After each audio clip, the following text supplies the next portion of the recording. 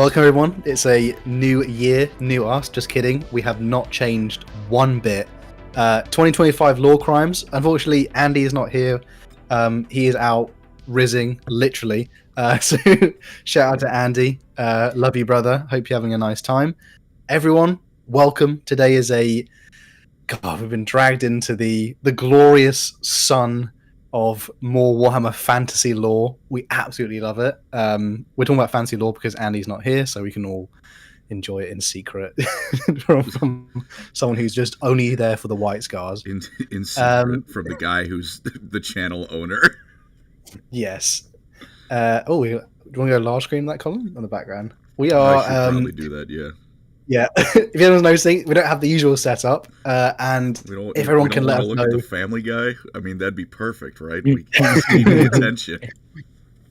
If anyone can let us know as well, if how our audio sounds, because we're not perfectly balanced, but we do very much appreciate just being like, thingy needs to be a bit louder or things a bit quiet. I am joined obviously by my. If anyone's new, I am joined by my illustrious co-host. I have Colin from Pancreas No Work. Eli, Deadlist from the Dark Gods. It's me, Hal, who is the Mr. Yellow King looking thing from the Amber King channel. And we are here to discuss, well, it wasn't really discussed. It was more about unleashing Colin upon the world. Yeah. Because Colin, you wanna say how this we were trying to figure out what to do, and I said half jokingly, I've got 35 pages, pardon me, 33 pages of geography facts, and for some reason they didn't do the normal thing, which is go, Colin, get the hell off this podcast. They instead said, yes, this is what we're doing today. So today you're going to learn a whole lot about the Empire of Man, but not in a fun lore history way. We're learning about crops. Do you want to hit play, and then we can just we're going to get straight into it, brothers. There will be a question of the week at the end, as always. But we very much appreciate you all being here. Hope you have a nice start. And before we to your year 2025. God, this does repeat it again. Before we go ahead. I would like two things before we started. Coffee grounds for Nordland. Thanks for the 5 gifted memberships. We'll go through donos like every 2 or 3 provinces. And then I'd also like to thank Battle Chicken 12 for accusing me of doing 9/11. Wow. Well, that was early. That one, we are starting off the year as we mean to go on. About to say, lock into your seats, boys. Clench those cheeks, because we're about to pour some Empire lore. I'm going to stop, and we're just going to hit. All right. Go from that, Colin. I'm going to hit play on the thing, and then I'm going to go to my notes. So, the Empire of Man. It's the main characters of Warhammer Fantasy. Less so than over in 40K in the Imperium, but there's still. Did you hit play? Yes. It's going. It's going. Oh, there we go. It's the stream delay, Hal. Please, come on. Apologies. We've been doing this for like 3 years now. Please. Almost. That is embarrassing. You had to tell me please go ahead. Playlist, so we're all at fault. Crazy. Yes. So yeah, Empire Man, greatest human nation in the world. Not only so much competition, but it still counts for something. So yeah, today we're gonna go over all the different provinces it has. It's geography time, people. So where else to start but Reikland, the heartland of the Empire in a whole lot of ways, except ironically in location because it's actually on the western edge. Reikland is the main character province. It has the city of Altdorf. Okay, I think it might not just be me though. I think when you tabbed over, I don't think I see what the video is. Man, I know you are so right about that. We're on a black screen right now. Man, you are so right. Wow. All right, you know what? It's okay. I've got the notes on my phone. Shout out to technical difficulties. Already 5 minutes in, appreciate it though. but we will It's be funny. getting All right. very shortly into There, it's Empire. there now. Man. We got it. The background videos are, by the way, muted versions of whatever narrative stuff is on the Total War official channel, as well as all of the trailers if we go on that long. So don't worry about it. Reikland.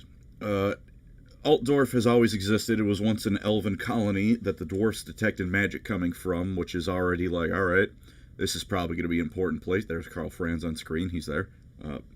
Pardon me. It's been always kind of a bit of a political hotspot. And, of course, you might have heard of this man born there named Sigmar. Slightly important guy. Word has it he's the best god in Warhammer, but that's just hearsay. That's just my propaganda. Reikland, all things considered, is a pretty decent place to live. It's a pretty peaceful province. Now, if your only experience with it is through Total War, you're going to think I'm lying to you, because Karl Franz spends pretty much the entire game hyperventilating and running around as every faction in the game beelines it towards Altdorf. But in the lore, it's a pretty good province to live in. It's nothing like that. It's had its fair share of fights. When Nagash tried to fight Sigmar, and that went as well as it sounds for him.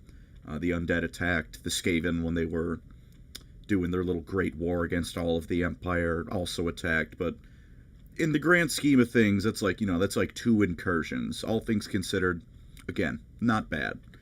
There's not even that many beastmen there, because the forests in this area are actually significantly thinner than most of the rest of the Empire, which good old reliable Gotrek and Felix even makes a comment about that in one episode where he's in a different province. It's like, man, I sure miss when I thought Reikland was a scary place and not the middle of whatever province he was in. Really any of the other provinces that aren't Altdorf or Reikland.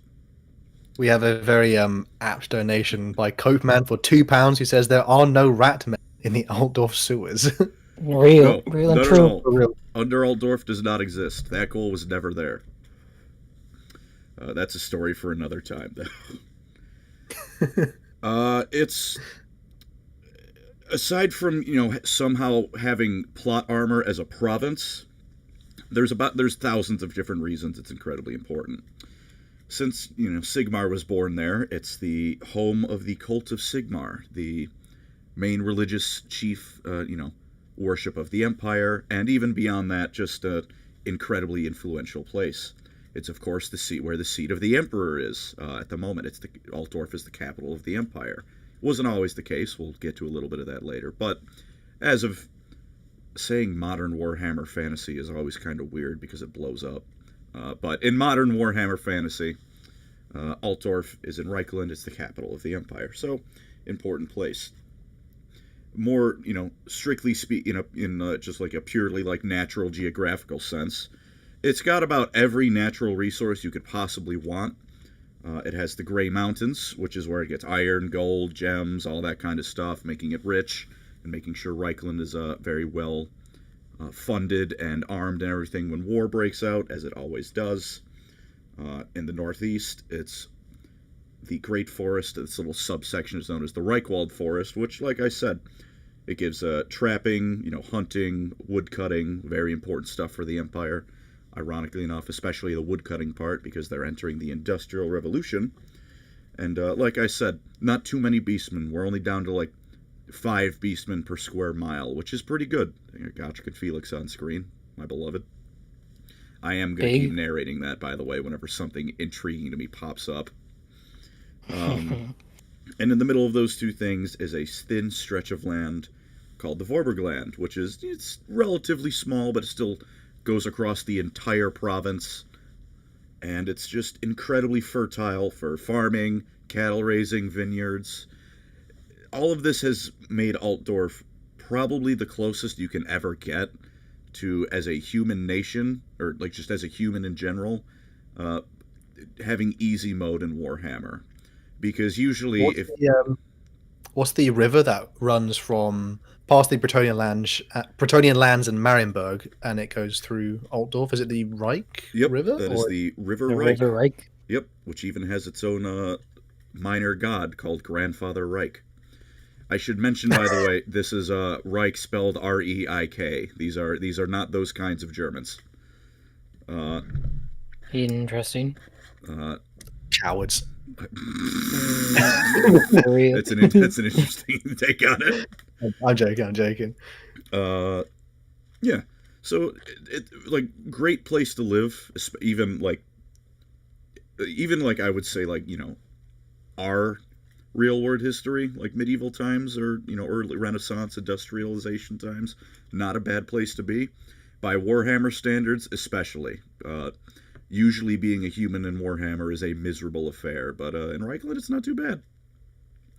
I'd also assume it's the most populous as well in terms of the entire empire, or is that maybe another region? I believe it is. If not, it's easily like top 3. The only competitors I think there might be would be probably Wissenland, and that is really just Nuln doing the heavy lifting, and maybe Middenland too, because Middenland is a decently sized province. Although Talabecland's also big. It's up there. It's very populated. Altdorf especially. As for the people in Reikland, they're very proud of Reikland. They believe they live in the best province, and this pride goes to the point that they consider the people of Reikland to just simply be more attractive than anyone else in the empire. That is not making that up. They just think that Reikland is the best. Easy peasy, no contest. So this is like when you go to like anywhere in Scandinavia and they're all better looking than you. Like, it's really humbling if anyone ever been near Scandinavians. God damn. Yeah. When I was reading, it was actually made a point to say that I think like the quote is roughly, many a Reikland dandy has caused a wife to cheat on their husband. And I don't remember what, you know, old-timey word they had for the women having their husbands cheat on their wives. But apparently Reiklanders are just so damn pretty. Aside from that, like I said, since they're playing on easy mode and their province has everything you could possibly want to form a society with, they've got reason to be proud of that. And again, Sigmar was born there. If I had proof, you know, God was born in my hometown, yeah, I'd probably have an ego too. Bethlehem people be really bragging. Yeah. So equivalent like that, basically. Their pride is, you know, sometimes used for good, because they view it as like their patriotic duty to, and a lot of times, join the military whenever it's required and help the less successful provinces of the empire. I'm so glad it zoned over Sylvania and Stirland when I said that, because boy, do I have words for them later. But, you know, if nothing else, because of that, usually when you hear about a Reiklander bragging, you can at least take some small comfort, and they'll at some point go to try and put their money where their mouth is. You know, join the military, defend whatever province is getting ransacked. They'll try and do, you know, decently heroic things with that pride. On the flip side, I would probably be a little bit annoyed if someone came to my town and was like, damn, you know, no one here is as pretty as where I'm from. You're all fucking ugly. I probably wouldn't be feeling terribly fond of them. Also, because it's so well off, and because it's between it and Nuln, it's one of the biggest signs that the Empire is really industrializing. It's very cosmopolitan, or trendy, if you want to be a little bit less polite. So a Reiklander merchant goes to Nordland and just complains the whole time. This season's floppy hats are they're not good. Last season's fashion was so much better. And he's complaining to a Nordland merchant who's been raided by Norskins 3 times that month already. It comes across as a little bit tone deaf, you know? It's like, you know, is this really the most important thing to be complaining about? So, Reiklanders they're made fun of a lot by other factions for being, you know, trendy, softies a lot of the time. But the fact they've earned the right to somehow be trendy and fashionable and all that stuff in Warhammer shows it's a decent place to live if you have time to worry about fashion. It's feudalistic, as with the rest of the Empire, but it's progressing pretty well into more modern times like we'd have in the Renaissance, Industrialization, and almost now. Karl isn't the only one in charge. Anything he does outside of like 3 specific things, which are largely emergency related, has to be ratified by a council of important figures in Reikland. So next time someone brings up the window tax, you can tell them to get bent, because it wasn't just Karl who put that into motion. Yeah? No, you got something you want to say, Eli? No. Yeah? No, go on. Felix thinks it's an inside job. Real. Basically. Doesn't matter. We did have a few donations. I thought I'd just cover a couple of them. We do appreciate them very much, brothers. Coffee Grounds Snorting for $2 said, Lorecrimes stream and Scuff, name a better duo. Listen, we are functioning adults. We didn't say we're functioning well. We're functioning. Tom Warren for $5. Thank you, brother. He says, I recently learned that there are gnomes that live in the Empire and pretend to be halflings so the witch hunters don't burn them. Which is a really cool piece. Gnomes go in and out of being a thing in Warhammer. With like 4th edition roleplay, they've kind of come back a lot more into prominence. But yeah, they do exist. Interesting. Can I share my favorite thing about Reikland? Sure thing. It's what's the forest that's in the Reikland region? The Reikland Forest. The Reikland Forest. I'm pretty sure that's where the demigryphs come from, at least because they have the demigryph knights, which if you have played Total War Warhammer, which are my favorite unit, because in the trailer, which will hopefully come up later on stream for the just audio listeners, the demigryph charge for when the Total War Warhammer 1 trailer came out got me I was in a different place. I'm feeling patriotic for a country that doesn't exist. Yeah. Yes. The demigryphs are so damn cool. Although I don't think griffins. I think griffins are possibly from another region, aren't they? They're like in mountains or something, or from the wood elves. They're often found in mountains. Yeah. What is it? Deathclaw in particular was gifted to Franz by the wood elves as an egg. That's my favorite thing. Demigryph knights with halberds, my beloved. But they have like interesting things in right. It's not just like there's all goody two shoes. They actually have like monster cavalry, literally, as part of their sort of specialty. So as much as other regions are like, it's the Reiklanders. Oh my god, he's literally riding a griffin through town. So get bent. It's also the home of the Reichsguard, the personal bodyguard of the Emperor and some of the greatest soldiers in the realm. Unless again you're charging down a certain dwarf slayer. Then you are then you are dead. So that applies to everyone in Warhammer. I'm not going to fault them for that one. Aside from that, there's of course Altdorf. I will not talk too much about Altdorf, both for 3 reasons. One, I'll just be real. I'm hoping to hog another episode to it. Fair. Fair. I guess it's really just 2 reasons. And 2 is that, I'm not kidding, I think it's the single most developed location in all of Warhammer, because there's a Warhammer Fantasy roleplay supplement that's like 200-something pages, entirely devoted to Altdorf. Wow. So that alone would make this about an hour longer. But it's the rundown of it is that it's got everything you can imagine. The colleges of magic. There's some, plenty of industry. It's got fishing through the River Reich, trading to Marienburg and the rest of the Empire. The Imperial Zoo, which has a dragon in it. Griffins, demigryphs. Reikland is the place to be. Magic will just kind of randomly go off from the colleges, and no one seems to care. It's just normal. And overall, Reikland is a pretty bustling province. Were fantasy to keep going on into more modern times, it would definitely be the heart of a whole lot of change. So with that, As I said, we have a few donations just before we change. We did Holy have one. cow, 10 who's bucks. got- I just saw that one, but Goodness. starting with Bunny Cop for Yeah, 10 bless. bucks. It says, "Oh, thank the horned rat, Lorecrimes to listen to whilst trying to deal with FLABS." I'm not sure. Happy New Mhm. Year, guys, and thank you for being a good de-stress and listen. Shout out to Happy everyone New who. Year's to you.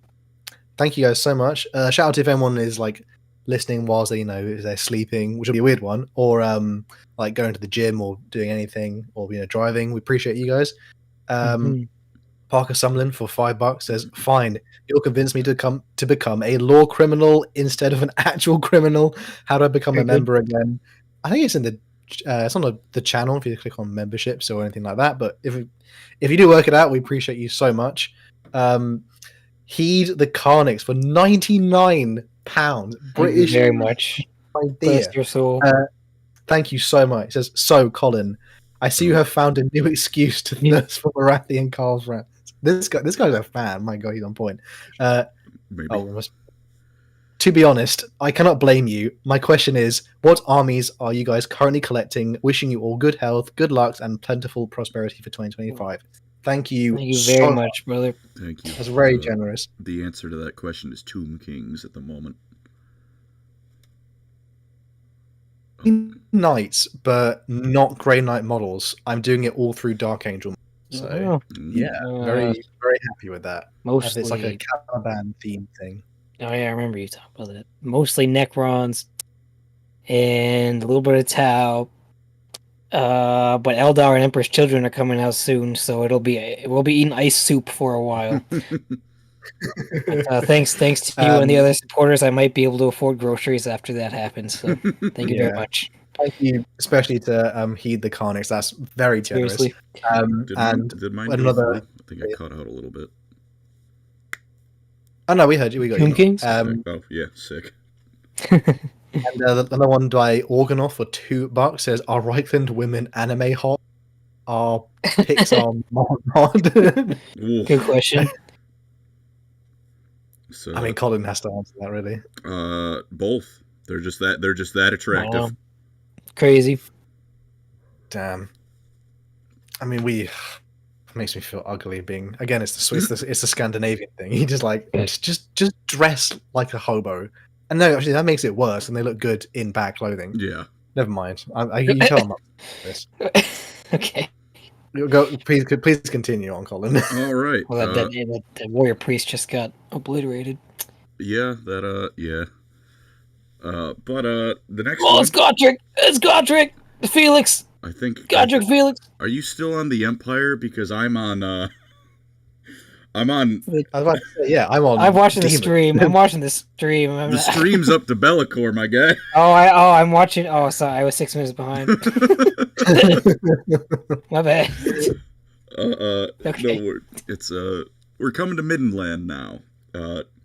Reikland's the main character, right? Middenland is the rival that sometimes has a leg up, but can never wins in the end. It's oh my God, I've got it. It's the Vegeta. You say, yeah, but literally was like, it's the Vegeta to Goku. Oh my God. Yeah. It's where Reikland has I'm jumping ahead a bit. It was the land of the Tautogins tribe, who were subsumed into the Empire after Sigmar was. He walked into the flame of Ulrich, came out perfectly fine, howling like a wolf, and then caved a dude's head in. Yeah, the guy kind of definitely, maybe a little kind of deserved it. So no worries. Me in the weekend. Even with that, all right. Even with that though, Middenland is still like the home of the Ulrican faith. It's where the main head of the priesthood, the Ulrich, resides. It's still pretty predominantly Ulrican, and they kind of look down on Sigmarite worship. They like Sigmar. Everyone is like, yeah, Sigmar was a cool guy, good warrior, but they're like, we're gonna stick with Ulrich, which is ironically enough mirrored in Reikland, where they look down on Ulrich worship, which is again kind of ironic, but what are you gonna do? It's it's an interesting place to live. Middenheim is the main city, and it's built on top of a plateau, so incredibly hard to invade, even before you get to the massive walls with cannons lined all around it. It's a bastion of the Empire's civilization in Middenland, which is important for reasons I'll get to in just a moment. It is not quite as technologically advanced as, Reikland or Wissenland, but it's still, it's kind of up there. It's still, like, fairly cosmopolitan. It's still somewhat with the times. There's a lot of dwarfs that live there, helping keep everything running. It's still decent enough place to live. There's two main reasons I would say it's in some ways a little bit behind. One is that Reikland's forest is not too bad. It's fairly clear. You can reasonably go through a walk in the forest and not get murdered by beastmen. Middenland is about 99% beastmen by population. Now, let's cut that down to a nice 90. They are fairly adept at dealing with it, so most of the important places in the province are reasonably permanent settlements that aren't just torn down rampantly, but it's a very constant fight they're doing to keep the province around. For example, the town of Grimmenhagen, which, if you've played Warhammer Fantasy Roleplay 2nd Edition, is the start of a campaign in Middenheim, is in the middle of both a strategic route across the province and a beast path, which means every 5 minutes the beastmen tear it down, every 10 minutes the Empire puts it back up, rinse and repeat for about 1,000 years. I don't know, it's... A place sucks, and being a halfling there is misery, because you're a halfling running away from Kazrak One-Eye. I have some biases against that town that are only semi-lore related. The Dragonwold Forest as well. Is it? I don't know if I'm skipping ahead, but there's something else that lives in the forest as well. In terms of elf, That's a bit more north. That's not Middenland, but we'll get to that. Oh yeah, I see. Although there is something else important there, but we'll get to that.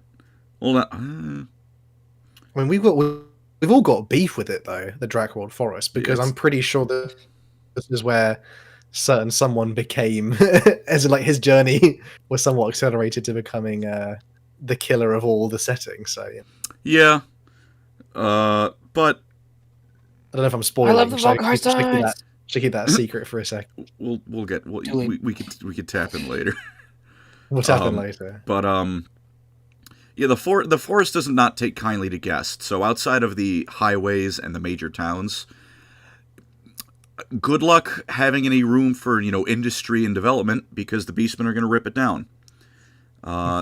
The other issue is that, it's home, to the worship of Ulrich, right? The most ancient god of war for humanity.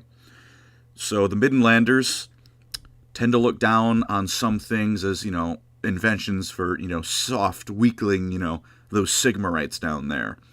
How much, to what extent, definitely varies.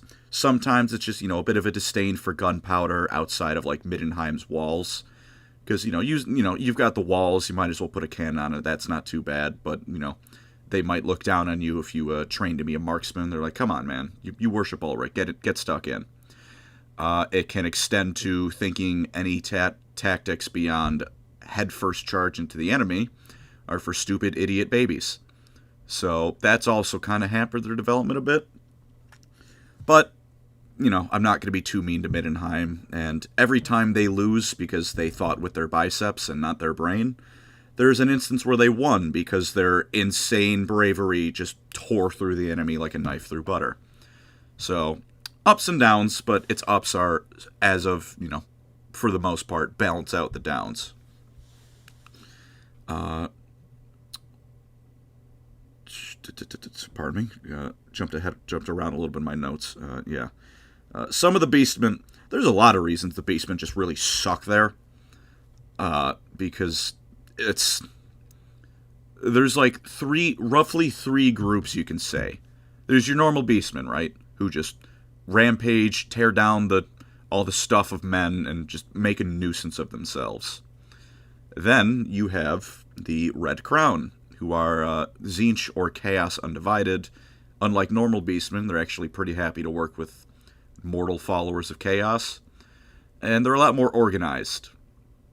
The only saving grace for them is that whenever a normal beastman finds them, they tend to just fight to the death, because they do not like the way the other side runs things. And of course, Kazark One Eye, him and Boris Todbringer, every time they blink the single remaining eye they have, usually start a giant war with each other to chase them across the goddamn province. So Best it's buddies. the Warhammer's most forbidden romance. It's there's a lot of military activity going on in Middenland, and most of it is against the Beastmen. Economically speaking, it's decent. It's a decent place. The soil's not great, but it produces enough to feed everyone, keep a bit of a surplus. There's not really much in the way of livestock, because setting up an isolated farm of cows is asking for a Beastman raid. And there's, to make up for that, though, there's a pretty good fur trade. Not quite everything in the Drakwold is Beastmen, so that's usually how they get any trade goods. And of course, it's a whole lot of forests, lumber. When you have really nothing but trees in your province, you're gonna have a whole lot of lumber to export to the rest of the empire. There's also the Middle Mountains, which, there's a little bit iron, silver, gold, the standard mine stuff that helps keep the Middenheim's war machine going. And, hell, it wasn't elves, but there is certainly something very old and very dwarfy, and maybe someone very old and dwarfy up in those mountains, who might have had something to do with the initial breaking of the Chaos Gates thousands of years ago, but that's something for a different time, as it were. There's some important stuff up in the Middle Mountains, though. Aside from that, there's just ruins all over the province. There's elf colony ruins, dwarf ruins, and a whole lot more of ruins just of the empire that were, built during either a civil war or some incursion of chaos or the Skaven or what have you, that just kind of stand there as a reminder of the fact the empire is at war as often as not. I think it was the rivalry between Middenland and Reikland is pretty strong, but it feels like essentially by the time of Karl Franz, which is the year 2500, essentially Reikland is almost. Yeah, I think Reikland's kind of leaving behind places like Middenland, and then despite obviously the quality of troop being maybe is just maybe a bit more ferocious due to the enemies they encounter. I think Middenland, it feels like it's a relic, isn't it? It's a bit more of that's what the old empire was, and then Reikland represents what the new, well, basically what the future is for the empire. Yeah, it could definitely be seen in that light, yeah. But yeah, so politically, yeah, there's that rivalry, and it kind of, depending on the year, it ranges between almost a friendly rivalry to we're gonna beat you to death with hammers. A lot of this stems from the fact that, as the home of the cult of Ulrich, they get 2 votes on who becomes emperor, because usually the elector of Middenland and the Ulrich, they're usually on the same page, so they get 2. Reikland gets 4, because the cult of Sigmar has 3 votes. So there's a whole lot of arguing over how fair that is, among other things. Aside from that, it's also the province that a lot of people would say if there's anyone just likely to outright just secede from the empire, it would probably be Middenland. But in the end, as it should be. Whatever. Imperial dogs. Go to hell. They are, nonetheless, they are loyal to the empire. They're not always a fan of, the weakling Sigmarite in charge, but they will, at the very least, usually hang around, both out of loyalty to the empire as a whole, and because they're oftentimes just too busy fighting beastmen to commit to that whole secession thing. They also have massive problems with hobgoblins as well. Do they? I think Didn't see much about that. Was it the Drakenfell or no? The Drakwold Forest? The Drakwold, sorry, the Drakenfell's a different location. The Drakenfell forest is a is dude. pretty. Yeah, Drakenfell is isn't it a castle as well? Castle Drakenfell. Yeah, Castle Drakenfells, where a guy who old lore was fun. Oh, yeah. Where a guy who bossed around all of the chaos gods at once used to live. How did he do this? He just built different. Man, old lore is like crazy. Even just like 40k stuff, it's so bizarre. I mean, like even in the forest has like a massive problem with hobgoblins as well, and so he used to freak me out. It's like the ones that ride on the spiders as well. Those are just, I think those are just more like just forest goblins. But yeah, they're an issue too. Big, which is, I mean, they only have really two enemies, other than if you can count Norscan invasions. But my God, like of all the things you want to face, it's definitely not like just to really get across to people how terrifying. There'll be a trailer for like when the Beastman trailer came out, like how terrifying a Beastman raid is. It's truly horrific. So Middenland, not for the light heart, not for the faint of heart. No, but on that note, to wrap up Middenland, one thing I guess one hurrah for them. Eli, since you're going on about they're so great, I will give them credit. It was the site of the last meaningful resistance in the end times. I think the Oak of Ages was the last place to fall, and Sylvania and the Moot, of all places, was where the last few remaining important characters retreated to. But Middenland was where that ritual to stabilize the Warp Rift and the last meaningful resistance occurred. So, you know what? I'll give Middenland its credit.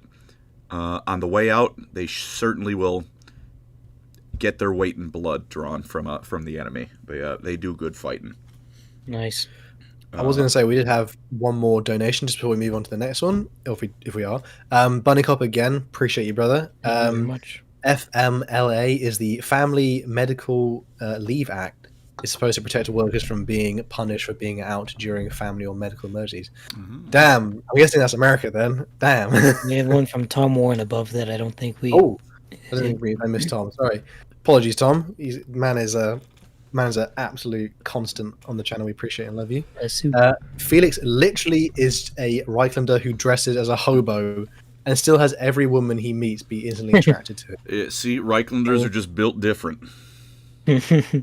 I'd still find it bizarre how so many people are like Felix doesn't come across confident enough to have any riz, and yet everyone's like, "My God, that's Felix." He's well spoken. He's a well educated man, but he's well traveled too. He's got that gruff bit to him. He's got that higher class sophistication to him. But he also spends most of his time almost dying in the dirt next to Gotrek.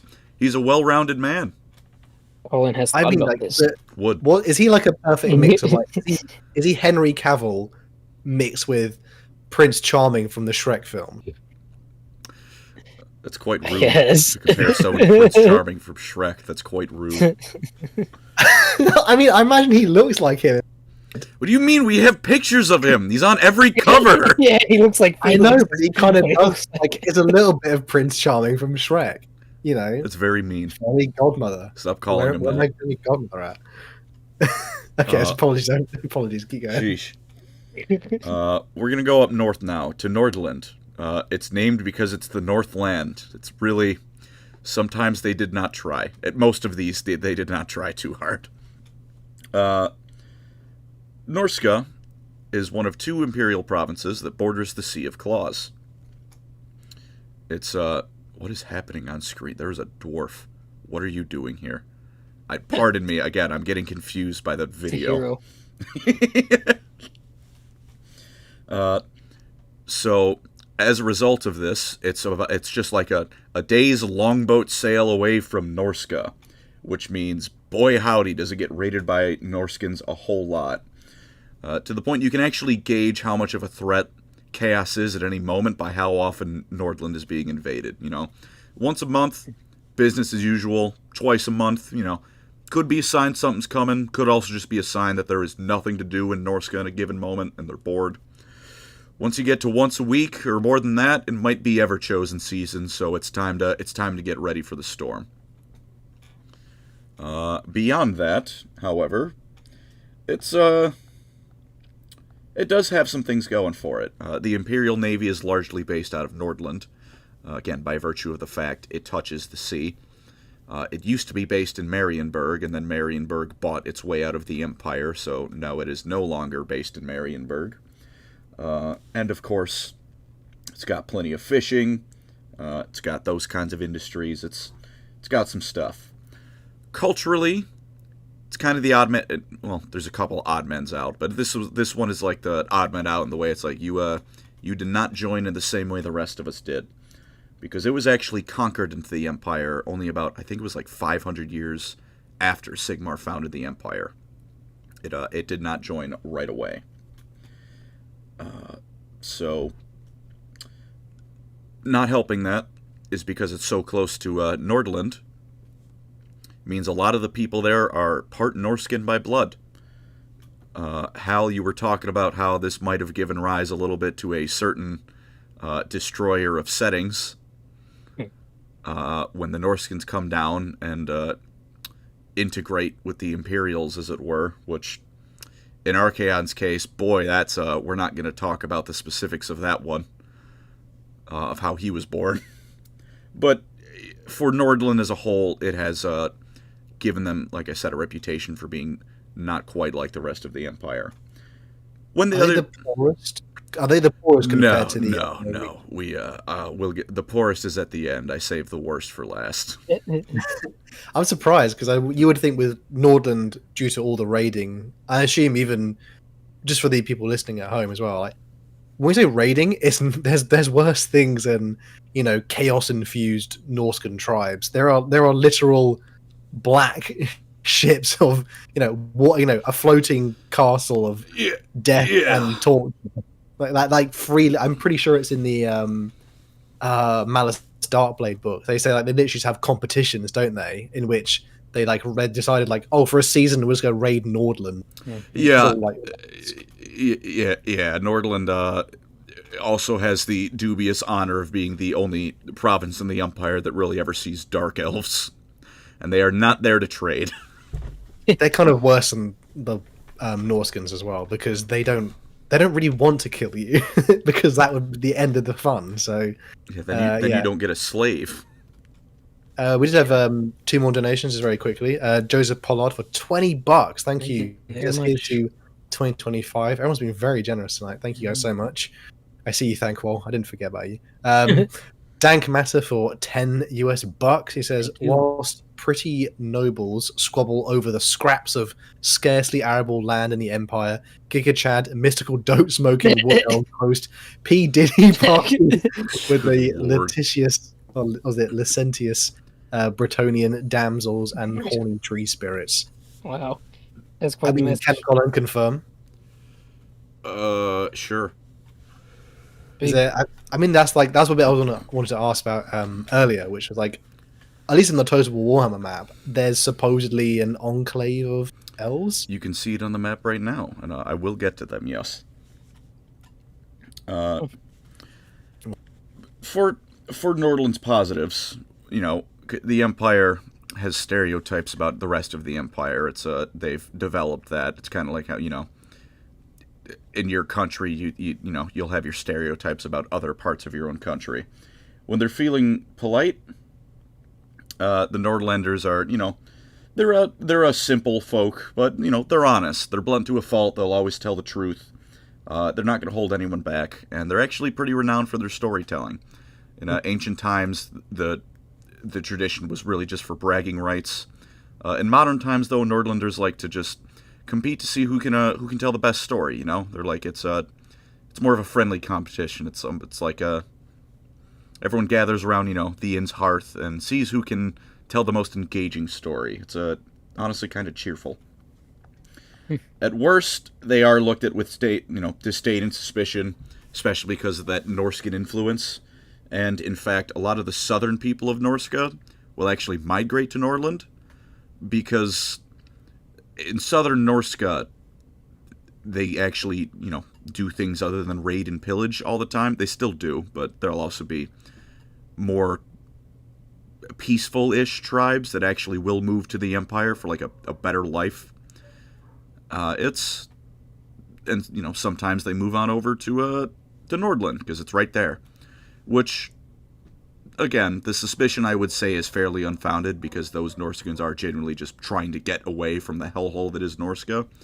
But unfounded or not, they come from Norska. Norska's where a lot of chaos stuff is, so they view it with some suspicion. For some more mundane ways they're looked upon, a common sentiment is that the reason Norskans will never tell a lie is because they're too stupid to come up with one. Hey, Damn. Which, hey, that's not me. That's the rest of the Empire. And that actually sometimes gets taken advantage of by Nordland merchants who just pretend they don't notice the sly garbage another merchant's trying to pull on them. But sometimes they go the other way around with embracing it and will just loudly shout out the final price of whatever they're buying. So that way the merchant is too just thrown off and maybe a little bit scared of the giant half-Viking trader to change the price. So it, bit of a downer reputation, but they will, if nothing else, embrace it sometimes. And because of that, they actually make an effort to be seen, especially because of the Norskan thing, to be seen as the most vocally loyal Imperials. They will very loudly proclaim how much they love Ulrich. And they genuinely do. Like, this isn't entirely just for show, but they do know that the cards are kind of against them in the field of public opinion. So they go out of the way to be seen as loyal. And also, I imagine, get help when an army arrives every winter Yeah. or summer, basically. Yeah. Literally, guys kissing asses, being like, "Oh my god, you guys look so great. By the way, massive army in my backyard. I don't know if you were in the neighborhood, bring over cookies, you defend my province kind of trade deal." I did have a question. Yes. Okay, sorry. No, go ahead. I don't know if it was gonna come up in a bit, but I had a question. Well, the capital of Nordland, is that Salzenmund? I've forgotten the name of it though. Salzenmund, because I imagine that's not quite. I imagine the amount of times that Nordland, 4 guys have been raided, is probably not that big, or like it's. Nordland must not be as populous as. We will get to it. And then the last one bit was the bit called the Wasteland. No idea why it's called. It's called the Wasteland, which we will again. We'll get to it. Awesome. That'll be a little bit later, more for some Marienburg stuff. But yes, it is a.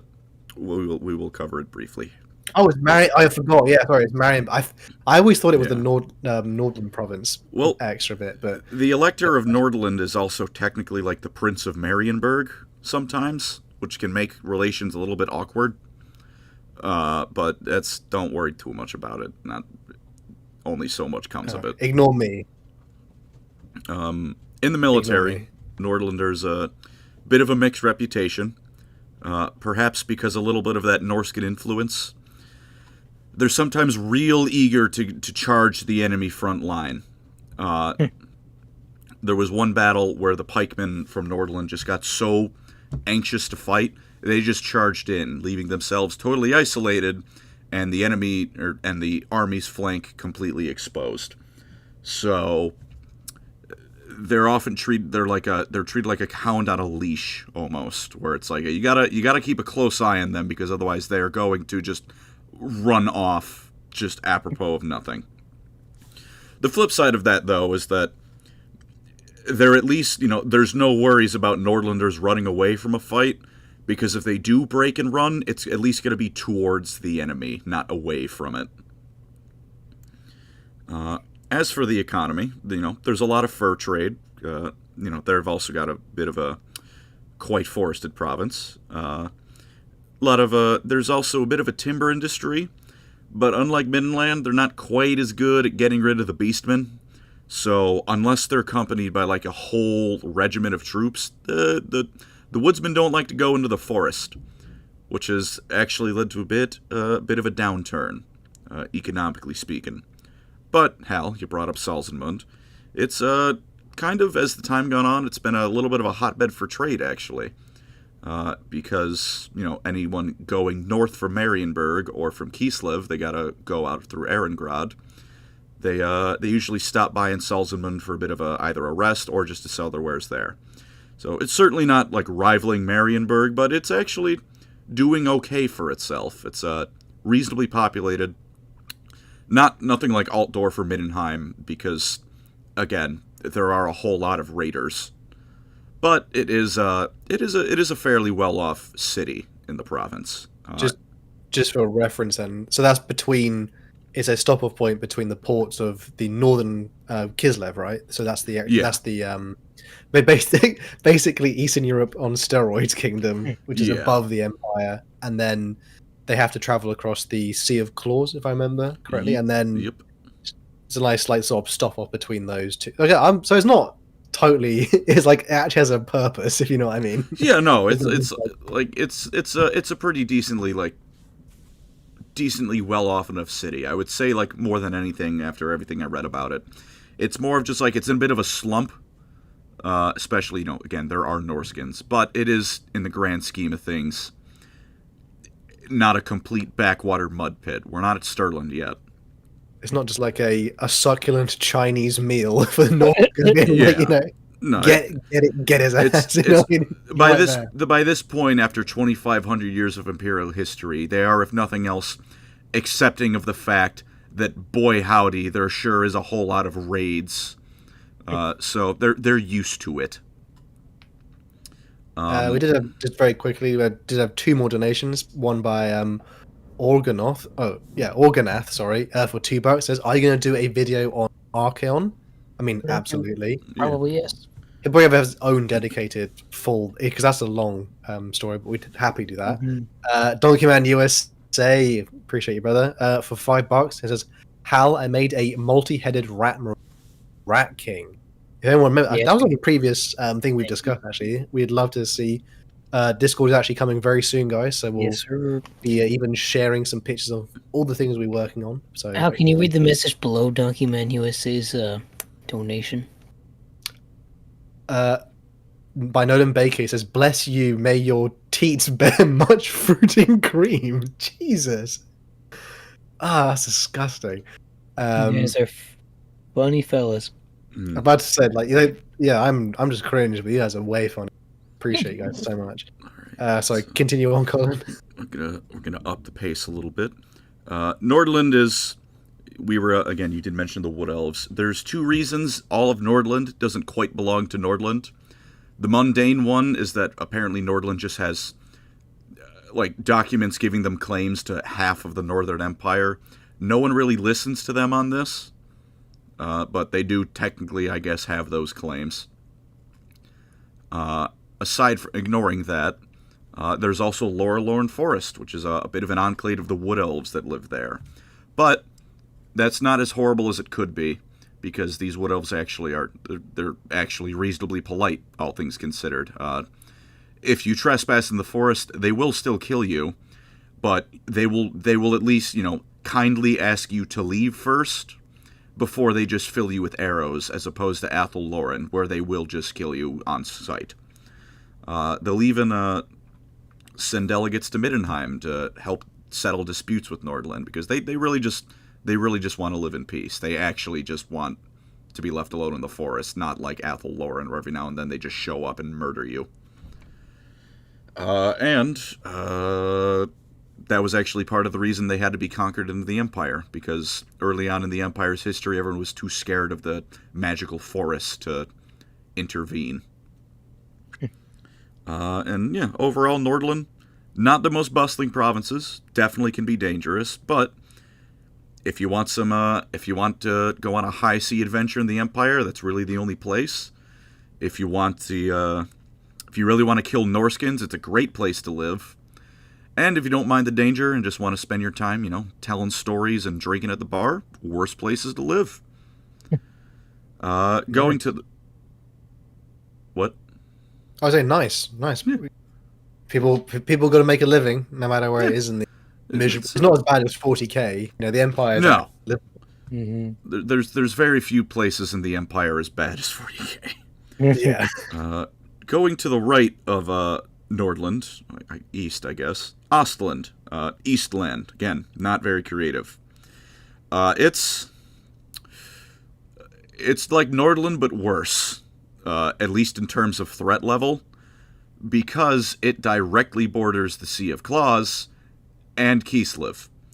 So it has the more standard Viking raids to deal with.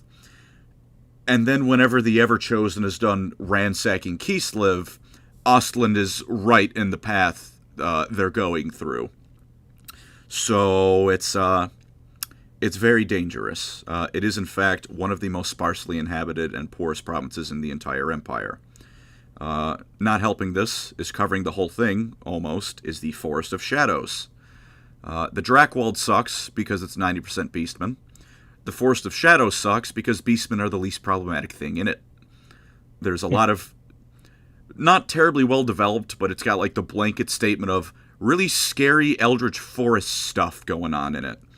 Lumberjacks will go in, cut down a tree, and then they turn around, and the path they walked in on no longer exists. You tend to not come out alive if you go too deep into that forest. Is that, do you reckon, a consequence of all the previous chaos incursion? Oh, in part, it is absolutely. There are spots that are very corrupted by chaos there, but it's also in part just like that. It just sucks. It's a bit of a double whammy. Very briefly with their economy, it's hunting, foresting, and farming, none of which is profitable. It's not very successful, and none of it is safe, even the farming. It is not a pleasant place to be, and wow, Karl Franz just hit Bellicor with the goddamn haymaker with the Galvaraz on stream. And then Deathclaw caught him midair. Holy shit. Pardon me, that took me for a loop. He's absolutely solid to chat. Yes, sir. Everything's said about the you can say about Nordland though, or Ostland, pardon me. It's got a little bit more of the vibe of the Guard, right? Where it's grim, it's dark, but it's it's very defiant. They know they're in a very dangerous province, and they'll do their best to hold the line for the Empire. I did think I heard a small part of lore about this, in which it's often used as a penal place / if someone is obviously the politics of the Empire is quite intricate, and there's obviously a lot of games going on. And if people want to be, say you wish your opponent to be punished, there might be given an assignment in this region. I think I've heard it can be sometimes, yeah. That's especially so close to Kislev. It means you're close to chaos. Must be bitterly cold as well. Yeah. Although that being said, they do have pretty close ties to Kislev, arguably closer than the rest of the Empire. And in turn, Kislev considers Ostland one of the few provinces of the Empire that isn't just all weakling baby southerners. There's a lot of Tal and Raya worship because it's so forested and dangerous forest. Ulrich, of course, too, as with all northern provinces. And they do their best to, at least, if nothing else, make chaos pay whenever it comes on down through. And they do a decent enough job at it. Just through population and other reasons, they don't hold the line very long, but they definitely they make chaos pay whenever it comes knocking. They are, of course, still it's so like I said, the Empire has jokes and stereotypes about the rest of the Empire. The jokes about Ostlanders is that they're all inbred. Damn. And unfortunately, a lot of towns in Ostland do, in fact, consist of one really large extended family. So there is perhaps a little bit more than just jokes to this joke. Sweet home Ostland. Just Yeah. watch the Empire be destroyed on live TV. That was tough. Yeah, that was real Carl. unfortunate to see. Remember the Fallen. In spite of being like really just not a great place to be, it is a proud province. They're decent and honest folk. They respect their families, which again, yeah, there's a little bit of some Habsburg stuff going on there. Well, it's your cousin's your wife. You gotta respect her. But they're aside from that, they are decent enough folk who do their part, defend the empire, and there's worse provinces. Not many, but a couple. Going back west a bit now, Hochland, almost smack dab in the middle of the empire.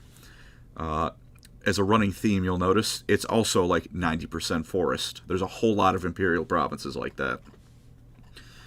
Hochland is kind of all over the place. It'll have X thing going for it, and then Y thing completely contrasts that. For example, pretty low population, but it is both pretty well traveled, being in the middle of the empire, a lot of trade routes go through it, and fairly secure in spite of the beastmen. They're not as much of a problem as they are in other provinces. The river Talabecland runs right through it, providing trading and fishing, but even with that, it's not terribly wealthy, and anything beyond the basics usually have to be imported. It can feed itself, but if you want the luxury venison steak or whatever, you either got to hunt it yourself or import it. Is it the smallest province? I believe it is, yeah. It's military, relatedly. Not very large, not suited for open combat, but in its element of like forested, hidden run battles, it's arguably the best in the Empire. It has the Hochland long rifle, which is an actual rifle, like rifling in the barrel, but it has no industry because, again, it's all forest, so there's not a lot of those long rifles, which is a shame because if the Empire could make a couple thousand more of those, it could probably go crusade into Norska. Shout out to Dreadnought, who's in the chat. He says, I Dreadnought love in the I love Nordland. I love Nordland. I know. I love Good Nordland. man. You're a good brother, we man. miss You didn't say Stirland, so I don't need to mail you the Kaczynski special. If you go back in 20 minutes, brother, we just talked about Nordland for a good while, so Yeah. enjoy. For all that a couple of what I've just mentioned is kind of downsides, it's a pleasant enough province to live. Like I said, it's very well traveled since it's right in the middle of the Empire. So, it has to be safe enough to be well traveled. So again, not the worst place. And Just a very small. Just wanted to ask a very small, quick question about. You mentioned they have the Hochland rifles. Like it's basically in the Total War Warhammer. That's their Regiment of Renown, right? No, it's actually just a unit now. They introduced it in one of the later DLCs. Is there any special units just from the game? I know like they had for the previous two we talked about, which is like obviously Nordland and I do not remember Hochlands. I think it might be a war wagon of all things. damn of all the things. But yeah, the stereotype about Hochlanders is they're just nice. Like that's it. Nice. Like if you're feeling like rude, it's like they're nice because they're naive rather than actually polite or loyal. But I mean, if that's like the cutthroat stereotype about your province, it says pretty good things about the people there. I'd like to imagine, Damn, we got Lenny of Mice and Men, like in our gun. Huge. We have Dreadnought in the chat again, talking about Nordland. It's got a small magic school. It's got a lot of different faiths present to the point that I don't really honestly even want to say one of them is more dominant. It's a bit of a melding pot. And in some ways it's kind of almost like a more rustic Reikland. Like all things considered, it's fairly secure. Trade does at least go through it. Like it's the capital, Hergig, little magic school. Kind of like rustic Reikland. Not the most bustling, not quite as trendy, but it's a decent enough place to live.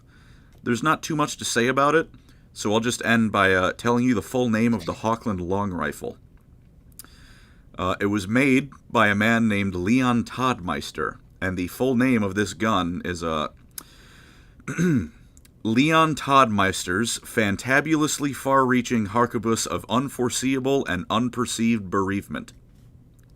Bereavement. God, Epic. that hits different. So epic. Which, I think 40K's got to step up the names of some of the inventions if that's the competition. Come on, Really? give me something goofy like that. You telling me Arkenland?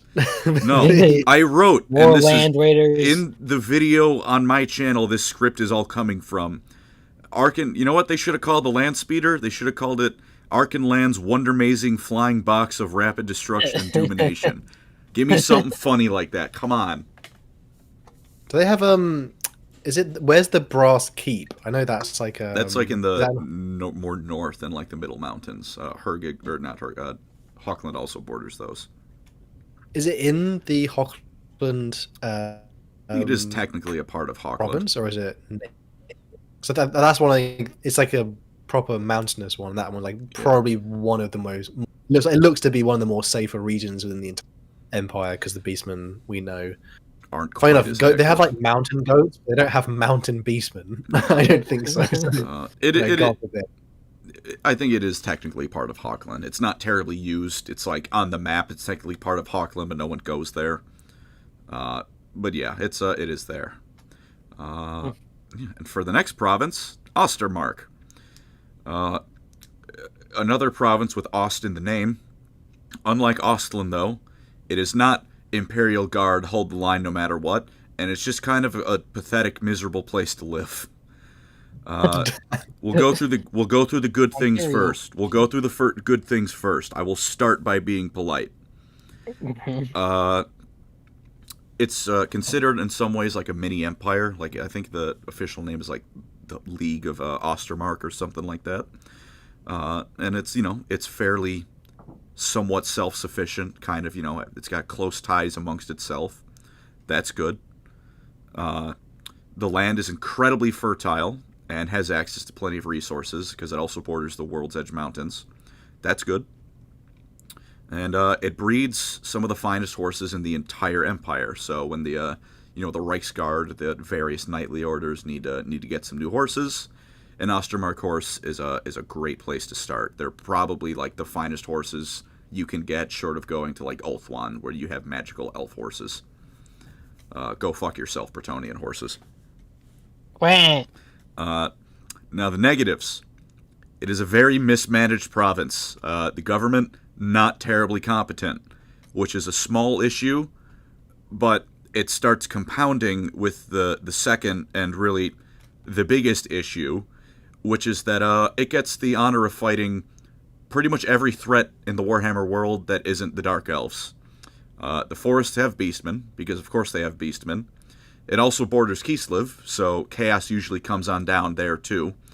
Unlike Ostland, though, it varies between being friends with Kislev and Kislev trying to raid it themselves. So sometimes the marauders from the north are Vikings, sometimes they're Eastern Europeans. Bordering the World's Edge Mountains means plenty of orcs and goblins come on through, which at one point included Grimgor Ironhide. If he's paying a visit to your home, you should really move. I would advise moving.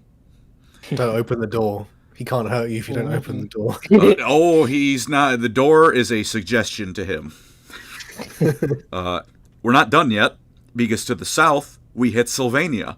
So, Zombieland is right there. Usually it's not the main focus of, the vampire counts when they're going off, but you still border Sylvania. You still have hordes of zombies sometimes moving up. We're not done yet, because really the east is the only safe direction, because then you hit the rest of the empire. The ground is also terribly unsafe, because the Skaven are there, because there's Warpstone. Why is there Warpstone? Because the sky isn't safe either, because a comet crashed into the old capital of Mordheim, obliterated it, and put a whole bunch of Warpstone there, so the Skaven love to show up. Other people love to show up to try and get it. It sucks in Ostermark. Also, there's the Griffin Woods, which is, in the lore, it's more just, generic evil magical forest. In Total Warhammer, Draco lives there, who is the insane forest spirit who helped sabotage the Wood Elves at every step in the end times. So this place is awful. Mordheim was just a hotspot for, like I said, well, it was the center of the game, Mordheim. Eventually, Magnus the Pious, blessed be the only Magnus who knows how to do things in Warhammer, he burned it down because it was just that much of a shithole. But it's such a shithole, Mordheim, that timey-wimey shenanigans happened, and it had to get burned down a second time by Gotrek and Felix because of course it was them. They kind of show up everywhere. Be'lakor was also trapped in it for a bit if you needed more reasons to not want to move to Ostermark. Jesus Christ. What is the in the southern regions there's also the marshes, Mr. Manfred. That's where it's close to. Those are technically in Sylvadia, but they're close enough to Ostermark. The marshes of Helfen, where there's a funny enough, out of all places to get this lore, it's a throwaway line in Vermintide, where every couple of years, vampires will go to Helfen and try and make an army for themselves, to the point that they stop numbering the amount of battles that have taken place in Helfen, because they're worried it just encourages the vampires to try again. Ostermark sucks. Bro, trying to get that 69, trying to get that 69 army going. Yeah. What? Jesus. Okay. The stereotype. No, between them, it must be an insect joke at least. Be like, what number army is this guy? He's on. That guy's done 68, and that guy's like, I have to do the next one. I have to be. So someone has to commit to that bit. Yeah. The joke about Ostermarkers is that you should never ask them how their day is going, because the most depressive tirade you could ever possibly get in response awaits you. Do not ask them how their week was. Don't ask how things are going. You're going to walk away from that conversation sad. And Kruber from Vermintide, he got sent there, didn't he, to that province? I believe he did, and I think that's where his old regiment he was leading. He was the sergeant of got wiped out by necromancers. This place sucks. Don't go to Ostermark. He was sent there as like a punishment for something, and then he found a group of people he was like, oh, these guys, they're not too bad, these lads. Immediately vaporized, and they pushed him aside. And now he has a drinking problem. Despite that, it's still not the worst province. We'll get to that. But first, I want to go somewhere less shit. Talabecland. They love Tal. It's named after the nature god Tal. They've got the river Talabek that runs through it. They like Tal. It is, surely enough, again, another nature preserve province, but pretty decent, all things considered. It's one of the largest. Smack dab in the center, right? The huge one. Yeah, this is the big old one that just stretches across the entire middle of the empire. The river Stir is also there, so it's got good stuff from that. Heavily forested, like I said. So, naturally, the main jobs, hunting and foresting, but it's one of the most heavily militarized provinces in the Empire as well. Partially just, it's safe enough that it can afford the time and money to build an army. It's, Tal is he's got every now and then there's a bit of a warrior streak with him, so there's that. It's, and of course, because it's so big, they've got a whole lot of trade routes and roads and just land to patrol. So it's joining the army is a very common thing there. Merchants also, because the two rivers going through it are pretty big trading rivers in the Empire. So it's a pretty well-off province. With the forest itself, it is so safe that one of the most common threats are human bandits, which, if a random schmuck has the safety to walk into a forest and become a bandit, you're in a pretty good province. He doesn't get mauled by beastmen immediately. That's pretty good going. They're a practical folk over there in Talabecland. One of the stereotypes about them is that they're stupid and they don't wear clothing; they just wear leaves. And they're really argumentative, but obviously they resent that a bit. And when the Empire's feeling kind, they're just honest, hard-working, rustic folk. They just eschew creature comforts. They take what they need, and that's really all they go for. So it's a decent enough place. Children will usually be taught by their families, like hunting and survival lessons because it's so forested. And even without beastmen, it's still a forest. Sure, Kazrak One Eye isn't going to rampage around, but there's still bears. So good to know your way around the forest if you need to know it. In spite of being so militarized, they're not glory hounds. They believe glory's for the army and for the unit as a whole, not you. So if nothing else, they're humble. Nice. They're decent folk. And their city, the capital, Talabheim, is built in the impact crater of a comet or a meteor, one or the other. It's not a very. God it wasn't I was saying, thank God it wasn't another warp as well. No, that literally would have been the end. That would have been horrible. No, this was just like standard big rock, which not very deep, but the impact pushed up like massive mountainous walls around the whole things. And there's only one way in and out. So despite the fact not a single, like almost no defensive structures in the city were made by the Empire itself, aside from Middenheim, it's the single most well-defensible location in the Empire, because you got to climb up an artificial, like, mountain, semi-artificial, to get into it, and the other option is one single gateway that has 1,000 cannons pointed at it at any given moment. The chokiest of holes, basically. Yeah. Mm-hmm. And again, there's not a lot of things that can fly in Warhammer, and out of the things that can fly, most of them are kind of like, animals, like fell bats or vargeist and stuff. So if you try and fly over, you're probably just going to get shot. So, yeah, place to be. It did kind of cause the War of Three Emperors a little bit. The Age of Three Emperors, which was a civil war that was basically 1,000 years long. When the Elector Countess of Talabecland claimed she was robbed of the vote to become the Empress, and to be fair, she absolutely was. And when the Middenlanders said, hey, you should do something about that. We don't want the Cult of Sigmar to have their candidate in. She invaded Stirland, won the bid for Emperor, and then the Cult of Sigmar gave 3 reasons as to why you're not allowed to become Empress. One was admittedly an unspoken reason, that being, we are not giving up our power grab that easily, so get bent. 2 was that, this one's a little bit less honest, they were just like, well, yeah, we cheated, but you lost the vote anyway, so sucks to suck, go back home. And then the 3rd reason, they just pointed at her and went, woman. Bruh. Which, interestingly enough, that defense was not brought up when she became the Elector Countess.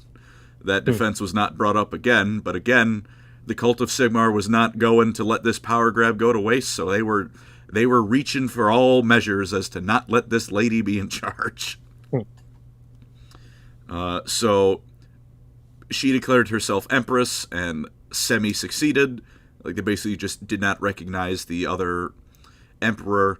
And then a couple hundred years later, Middenland got in on the fun and succeeded too, and declared they were the true emperors. So, a shame about that, because aside from that, Talabecland's a pretty decent place to live.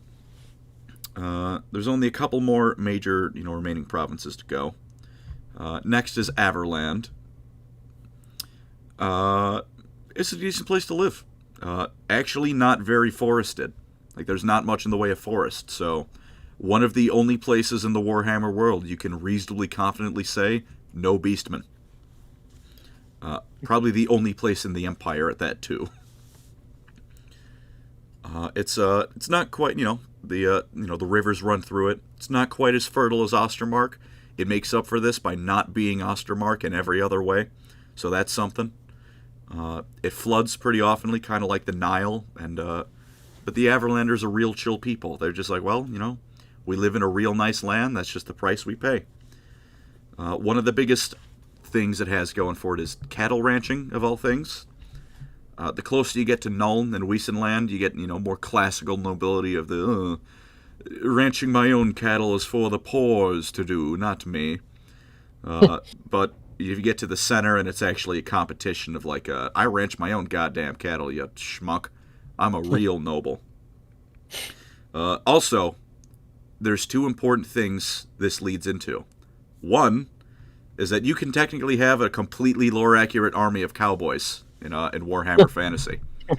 Especially because, again, like, they have flintlock pistols. They're not, it's not the 6-shooter, although actually the dwarves do have revolvers.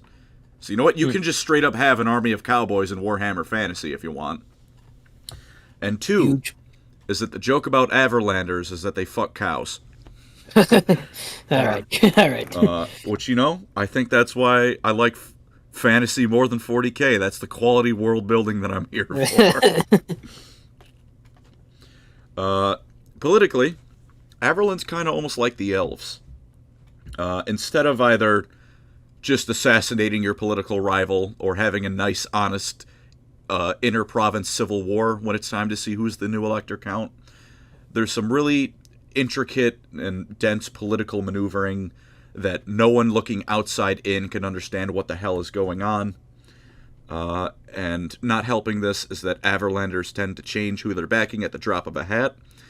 And in fact, to that matter, that's one of the negative reputations Averlanders have, is that they're just change their minds on the most random of whims. But offsetting that is that they're an honest and some of the cheeriest folk in the Empire. They speak their mind. They're happy to have a good time. I'm fairly sure they love Nordland, because Nordlanders love telling stories. Averlanders love hearing stories.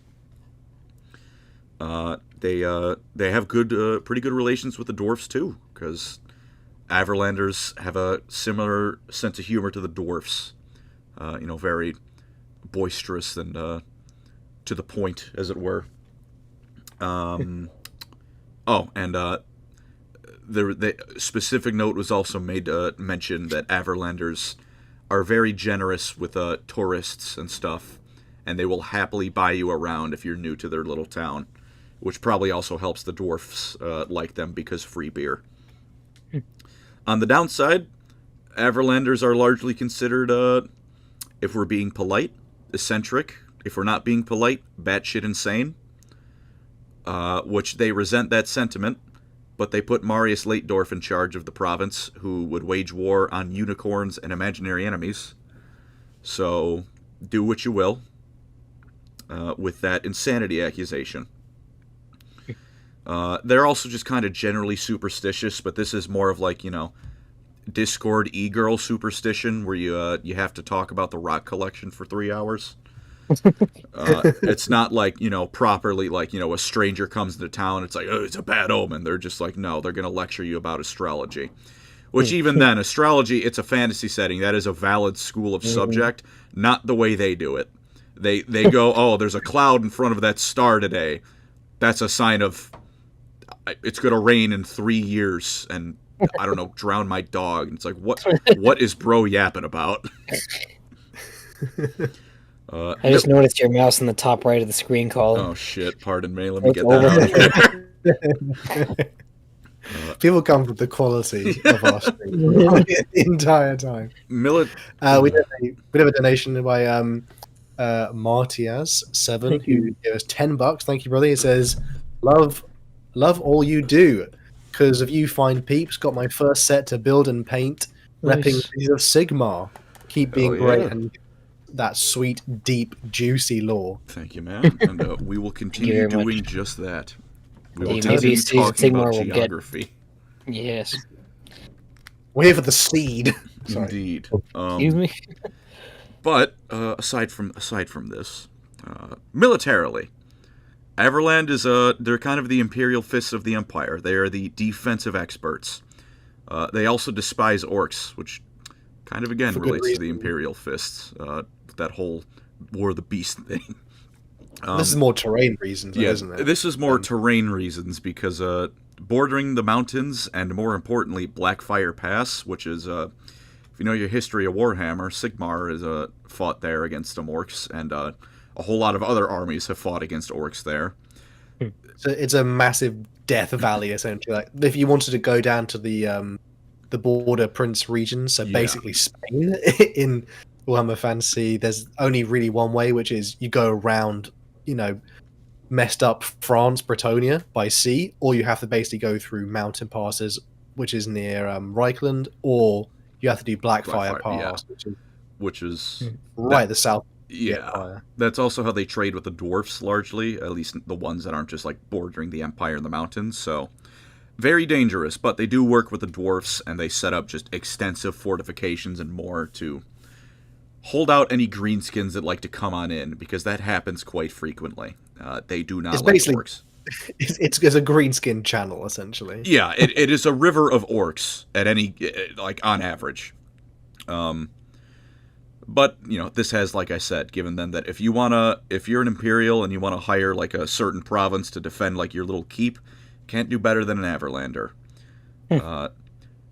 Since I kind of touched on, you know, they like the finer things in life. They like to have a good time. Their uniforms are noted as being particularly gaudy. Whether or not they're more effective than in other Empire provinces is up for debate, but they sure are more expensive, even down to, like, the average state troop. They are also, like, a little bit superstitious, you know, in the military as well, but again, it's not like actually turning and routing because there was a scary rock over there and that's a bad sign. And they will get mad at you and, like, deck you in the face if you imply that they're any less brave than another imperial state because of that. They do not like that implication. And overall, honestly, if you couldn't live in Reikland, you'd probably want to live in Averland. It's a nice sunny place. Again, no forest, no beastmen. Really nice, pretty nice place to be. They do, you know, there is a decent amount of orcs, and in fact, at one point, a war boss named Gorbed Ironclaw kind of ransacked the province a bit, but for the most part, not a bad place to be. Also, if you want to hunt halflings for sport, you go to Averland, because it was only a century prior to the rule of Karl Franz that was finally outlawed, and Marius Leitdorf nearly brought it back. Bruh. So if you want to run down a halfling on a horse, you can do no better. Me on my bachelor weekend. The second to last province is Wissenland. I don't know, man. It's equal parts bustling place of industry and trade and kind of a backwater, depending on if you're a Nuln or not. But, Hal, you did mention it a bit earlier. Stirland. Talk a little bit about that first. Really not much to talk about it. That Gorbed Ironclaw fella, you know, Averland got hit hard. Stirland got wiped off the map. And the province, or what was left of it, was just quietly subsumed into both Wissenland and Averland. This is a good time. I really want, because I'm desperate to bring this up, which is I don't know if you're going to talk about it, which is each of the provinces has a rune fang. I kind of didn't want to mention that. Oh, it's only a brief thing to add, which is essentially each of the main, like, capitals or regions, or what was, I think, back when the original tribes under Sigmar were unified. They were each gifted with a dwarven forged sword, which was called a rune fang. Yep. I mean, you can just probably describe them better than I can. They're kind of just, like, insanely deadly, like, magical swords. They're just incredibly busted magical swords that if you get cut by one, even if you don't die, that wound is never healing. So Essentially, it's like, imagine Lord of the Rings, but it's like first age elves, like weaponry, like that level of, like, it won't rust, it won't become any less deadly. And it's pretty good. They don't tarnish, they don't lose their sharpness. They're proper deadly weapons. And Salen's may or may not be in the hand of Gelt, who likes to steal random artifacts because he is a dick. Well, it's interesting because it's one of the few ones in which the rune fangs are usually as a badge of office for the elector counts of each region. Yeah. So even the poorest regions still have a rune fang. But the weird one is, like, Stirland, obviously, there's an extra rune fang lying around. Although I do believe Karl Franz's one is wielded by his champion, possibly. Kurt Helborg, I want to say. Yeah, I think. Yeah, so it can be lent out, but the rune fang is essentially a badge office, and Stirland, the only thing left of it really was essentially a rune fang. Bruh. Yeah, Wissenland as a whole is a kind of similar to Reikland in terms of like what it has, because it also borders the Grey Mountains, so it's got a lot of iron and silver and stuff and all that the stuff you find in the mines. In the south, from what was Stirland, it has what do you call it? Like Stirland was a very fertile province, so it's got good crops, vineyards, cattle, all that nice stuff. The land in the west is garbage, but again, mountains, that's not what it's there for. It also inherited from Stirland survivor's guilt for some strange reason, because I couldn't act over the fact that Stirland was obliterated and it wasn't. And from what I can find, it's not actually like survivor's guilt, like, oh, they secretly caused it. It's just like Catholic guilt, where you just feel bad. Why do I even exist? Yeah. Such a sin. Which, I get it. Oh, and there's also an underground canal that connects to Tylea. Oh, that's just cool. Goes through the mountains. That'll be, just for reference, people, that's incredibly long then, just in terms of the amount of distance it has to travel. Hundreds of miles, but you got to keep the trade routes flowing, Well, there were imagine that even then there are still loads of the old dwarven underpass roads that. But we're just describing it for the audio listeners where we are currently.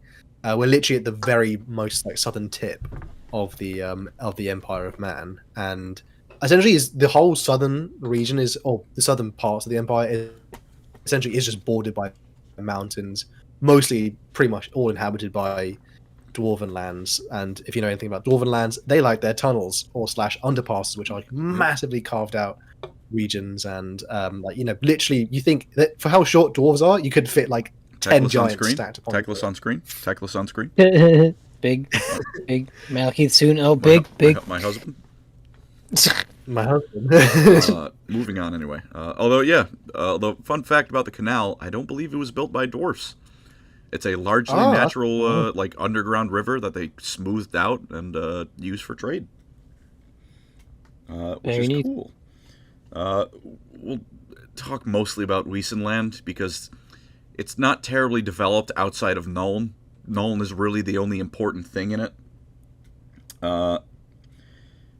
They're kind of like Ostermarkers, at least in how they act. They're very dour, short to the point conversations, which they might have actually got inherited from the dwarfs as a joke in the Empire.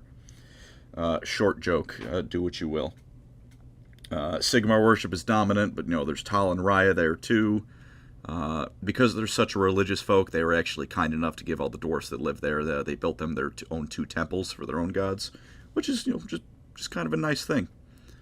By contrast, if you live in Nuln, it's a far more cosmopolitan city. It was at one point the capital of the Empire, and then the ruling emperor moved it to Altdorf when Grom the Paunch was rampaging through it, so he just kind of ran away and changed capitals.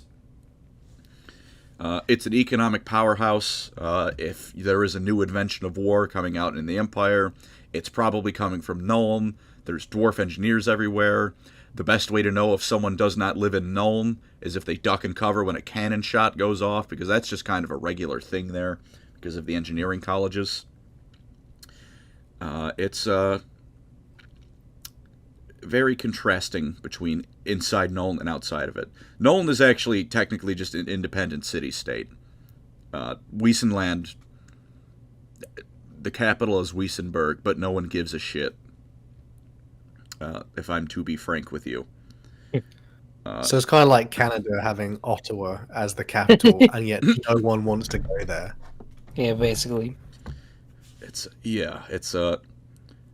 if you're reading about anything important in Wissenland, it's in Nuln, including, once again, Gotrek and Felix. It's a huge city, though, isn't it? I don't think it rivals. It's colossal. But it's close. It kind of does in some ways. It was the old capital of the Empire, and it's still in the southern portions, the economic powerhouse. It's still a vastly important city. Although ironically, the army of Wissenland fights similar to Hochland, which is all hit-and-run tactics, with a little bit of pikemen thrown in because they're kind of close to Bretonnia. So you got to kill the horses with the big stick. I'm assuming Wissenland has such a kind of a bad army because Nuln is just hoovering up every single bit of funding that could otherwise be allocated. The present elector countess of Nuln, like, despises the rest of Wissenland. She does not like the province. She only likes Nuln. She is an asshole. I mean, you can't blame her though. I mean, if I lived in Wissenland, I probably would, but I suppose it's not my problem.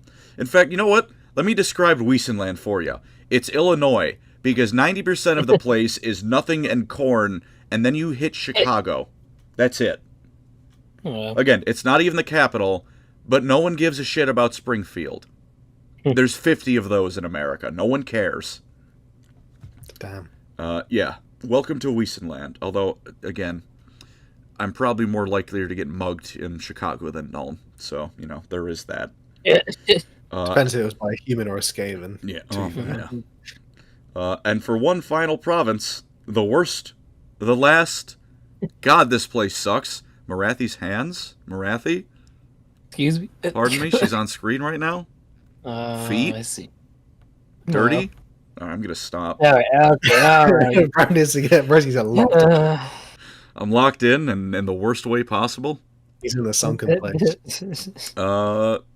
Stirland. Awful. The Stirland hate is funny. I'll be honest, they deserve it. Let's just start off with the land itself. It's shit. There's marshes, there's like winding rivers that are not very profitable aside from the river Stir. And it's really just kind of the end point of the Stir. Like the Stir throughout the rest of the empire is what matters. The land isn't great for crops either. It's just a misery, just miserable. Sometimes it's just like there's some decently prosperous cities that trade with, you know, the dwarfs in Zufbar.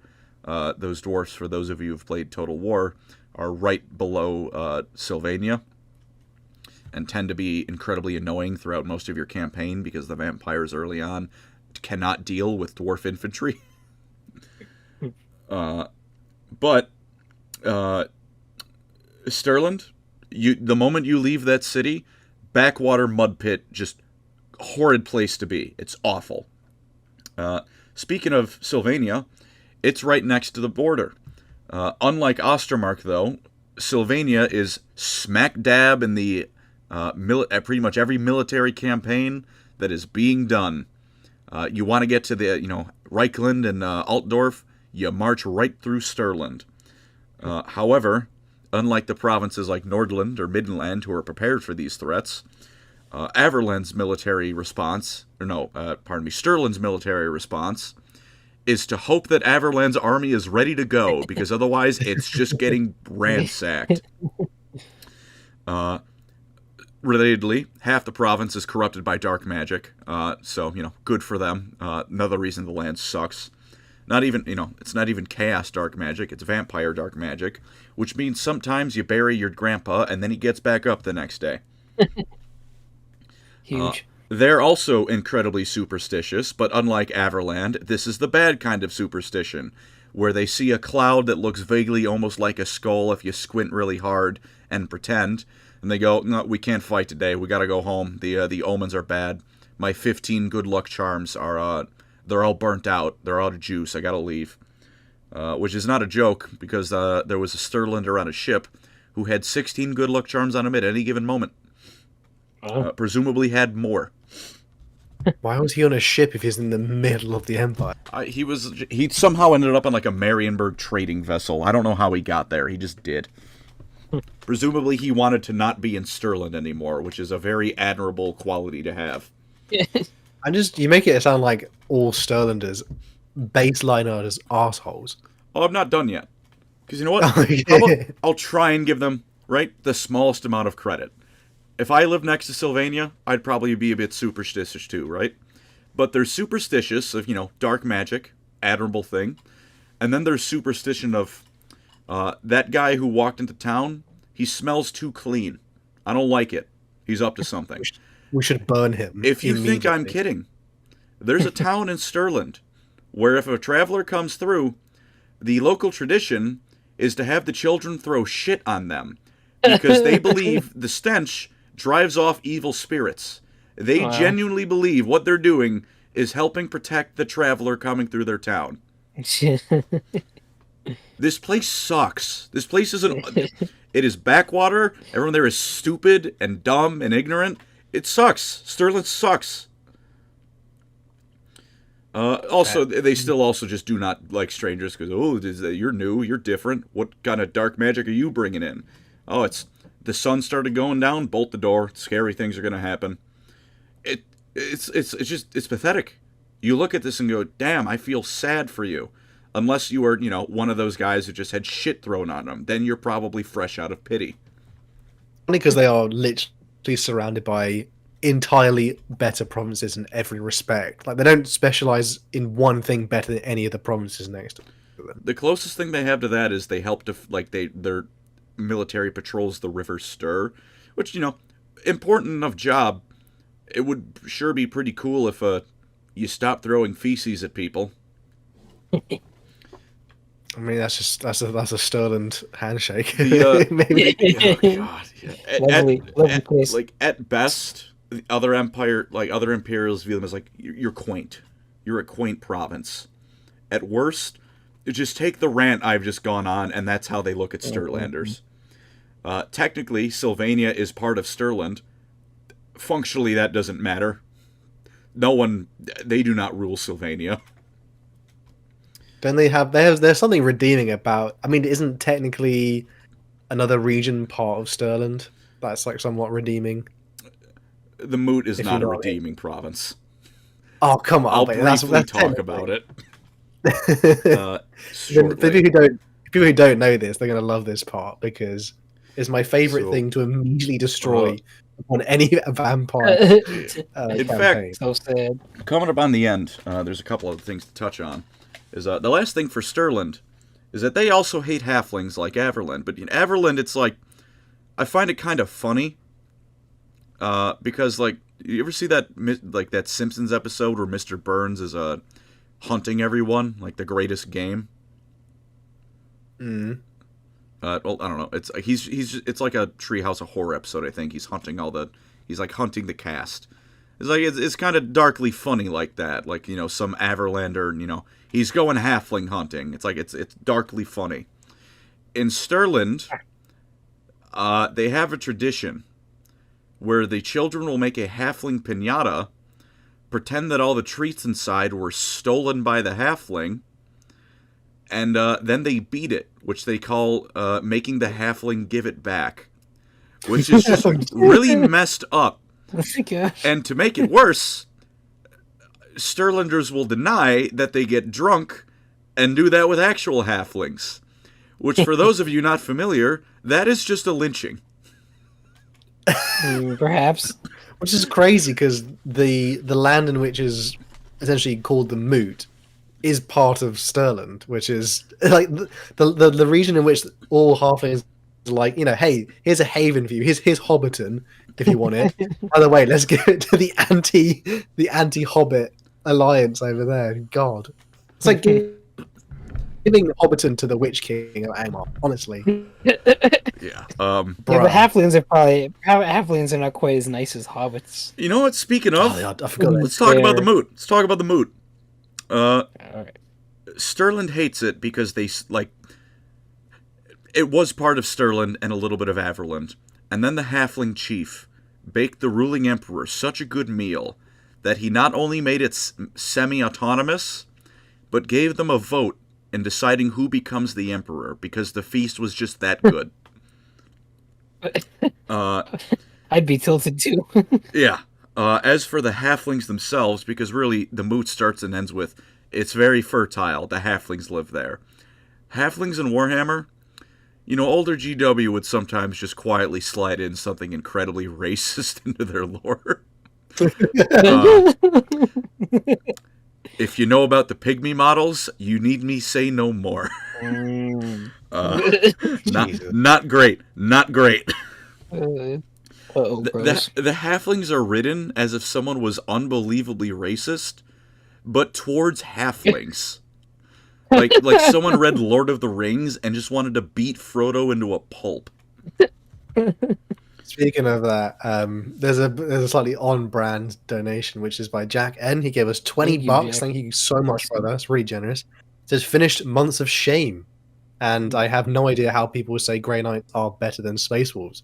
Literally, the only time they were cool is when they displayed human emotions. The one thing they were trained not to do. In brackets, also, I'm very gay. Thank you for the time. donation and Thank you very the much. fucking signature your donations might as well have.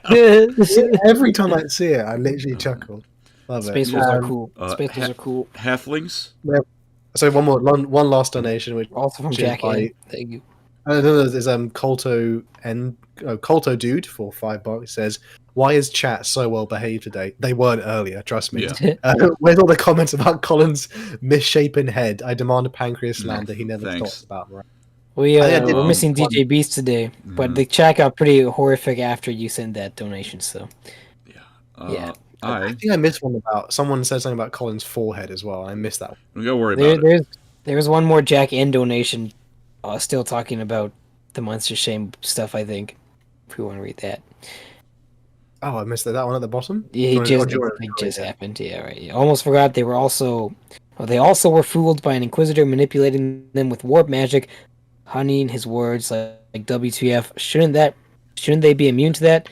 Probably. Thank you for the $5, Jack N. But yes, you're right.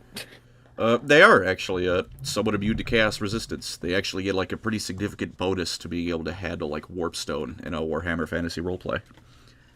For all I think he's still talking about the Grey Knights. But... Oh well, I'm a little confused. Anyways, for all I am about to shit on the halflings, and I am about to do that.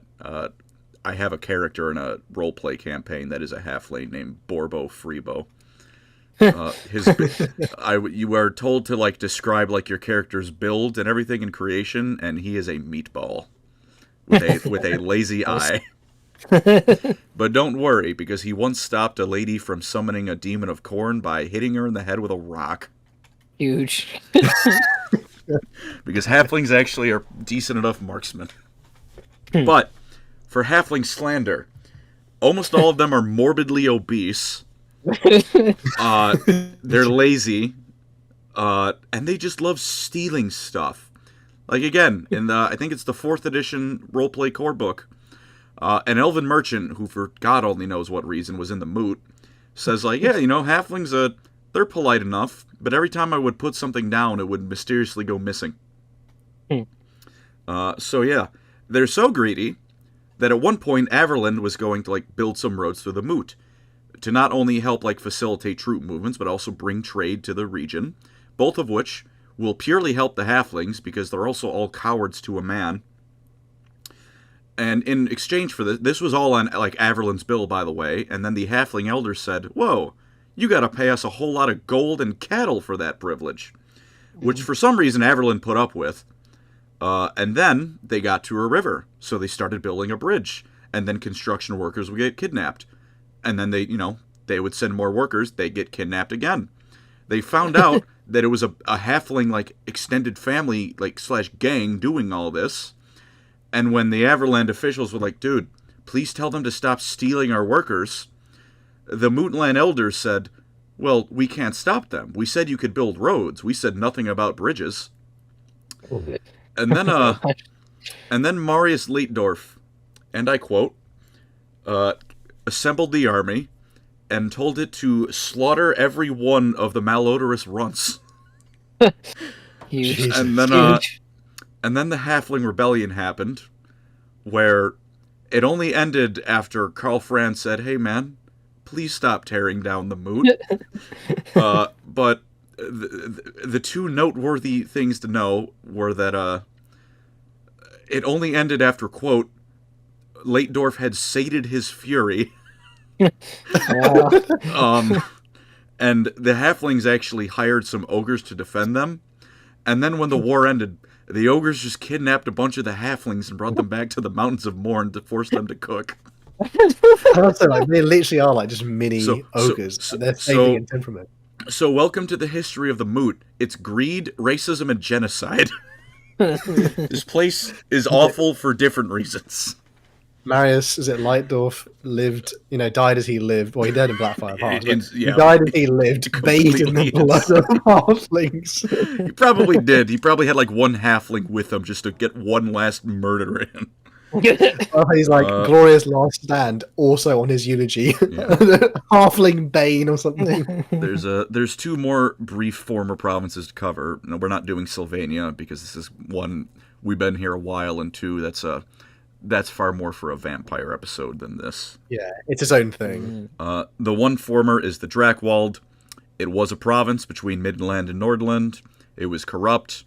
It was constantly beset by greenskins and beastmen, and then it was just subsumed into Middenland and Nordland. There's really not a lot need to know about it. Presumably anything that applies to Middenland also did apply to that place. And then we have Westerland, which, if you're being rude, it's the Wasteland. If you're being honest, it's Marienburg. Because 99% of the Wasteland goes as such. There's a lot of swamp. There's a big road that connects some of the outlying hamlets. And there's sheep herds in the south. That's it. Huh. As for Marienburg, it was a province in the Empire. And then it bribed the Emperor with a whole lot of money to be independent. For reference, it's the northwestern part above where the Reich River, which connects Altdorf and Reikland, the capital, the river goes past Marienburg into the sea, and it sort of skirts Bretonia's eastern edge / I guess it borders Bretonia, doesn't it? Technically, it does. And the way Marienburg was able to afford buying its independence is that it is the capital of trade in the Warhammer world. Maybe Lothern can be argued to be better than it. In Ulthuan, the home of the High Elves, because they're a very seafaring state. Something in Cathay as well. Or something, or maybe Nagaroth. I think that's a different kind of trade. That's a different kind of trade. But again, you all know I love elves. It's a very big maybe if Lothern's able to compete with it, because at one point the High Elves burned down Marienburg because there was some stuff going on with the disputes and all and such and disrespect. No need to get into it. There's a reason that it was then immediately rebuilt, and the elves didn't just salt the land for daring to besmirch our Esser pride. And that's because if you want to make any real money, you go to Marienburg, and even they have to admit that. From Araby, Ulthuan, Empire, Bretonia, Kislev, dwarfs, even Norskins sometimes. You want to trade? You go to Marienburg, and within it, you can find pretty much anything. You can find, mundane trade goods. You can find some illegal mundane trade goods. You can find some perhaps more sorcerous, some warpstony trade goods if you look hard enough. You can find anything. You can go gamble. You can go drink. You can trade. You can, if you want to view it honestly as like Warhammer Vegas, there's worse ways to imagine it. If you leave with less than 3 STIs, you didn't have a good trip to Marienburg. Are there parts of it which are floating? Was that just I'm maybe thinking of? I think there are a few, kind of like Venice. Spencer Pollock in the chat is basically begging you to talk about secessionists. The Empire secessionist? The ones that you destroy, literally. What? The ones that get bulldozed in your 5th Empire playthrough that week. Yeah, they wanted to not be in the Empire, and then they were reminded, no, you're part of the Empire, asshole. What else is there? In-depth lore right there. They're not even an official thing. That's just like, sometimes people try to get away from... sometimes the Empire, people will try and succeed, but they usually don't. There's a lot of, from what I remember, in the Godric and Felix books, because they go to Marienburg, maybe at least one. Yeah, that's where they get defeated by the only enemy to beat them, which is 2 schmucks with a couch. Well, because there's a lot of mercenaries around Marienburg. Yeah, there's a lot of mercenaries, and there's actually embassies from pretty much every major non-evil faction in the game. And also a lot of the minor ones. Araby, Tylea, Estalia, Bretonia, of course, the Empire, the Elves. Everyone's got some embassies in Marienburg. All of them are spying on each other. All of them are spying on Marienburg. Marienburg knows they're all spying on each other and is feeding information back and forth, sometimes legitimate, sometimes not. And they can very easily get away with this because everyone wants Marienburg for themselves, but more importantly, they don't want anyone else to have Marienburg. So whenever someone gets a little bit too uppity and might think, oh yeah, I'm coming to take this place, they will usually get dogpiled by everyone else who also has a vested interest in taking the place.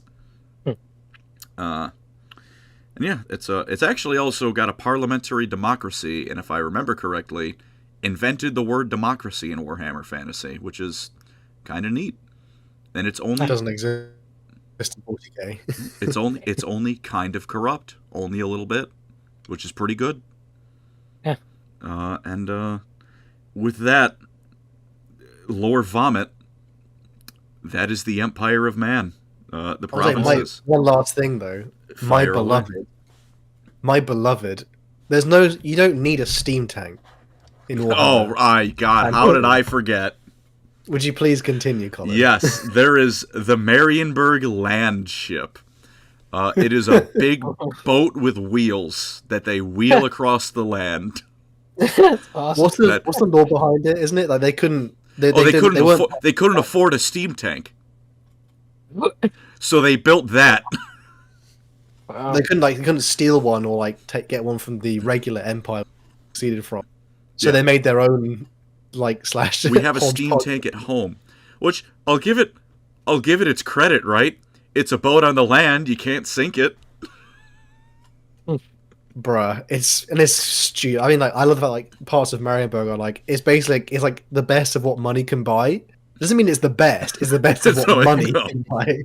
So you get stupid things like that. If something has a price, you can buy it in Marienburg. There's just some things that don't have a price. I say, it just size-wise, is it comparable to Altdorf, I guess, as a merchant thing, or is it more of a... It's up there. It's a very big city. I would say not quite as big as Altdorf, but a lot of that is, again, just because it borders the sea, so a lot of the people in it, come and go because they're traders, so they only need so much permanent habitation. And a little bit of the outlying provinces of Marienburg, like I said, where they herd sheep, there is a decent enough place to, live. Shout out to my the Marienburg steam tank though for wrapping up. I mean, Colin, you've been giving us a grand tour of the Empire. I don't believe you'll visit anytime soon though, because there's no need to die. No, I forgot one last piece of Stirland slander. If you'll forgive me. The dwarfs hate the province because they boil their ale, and they consider everyone in that province to be batshit insane for it. Can you really blame? Can you really blame them? I hate Stirland. I hope they. I wish them the fall of Reach. They're brave fellows. They are not brave fellows. They are superstitious morons. Well, they live right by the greatest total Stirlander in death. Second greatest. It's like when you hear someone says "Oh, I prefer room temperature beer," and then you can't be friends with them ever again. It's so shocking. Someone just it gets 5 million warpstone rockets to Stirland. Oh my gosh. Get rid of the province. Obliterate it. The Empire will be better off. Stirland's attacked first. Still collects taxes from Sylvania. What? The 5 pennies from the 2 living people in Sylvania? Oh yeah. What taxes? Sorry, we have a donation by Jack N. Jack N, do you sound like the guy from What We Do in the Shadows? I just imagine he does because he says, "What's the most grimdark Hell's Reach fancy book to start Warhammer Fancy with?"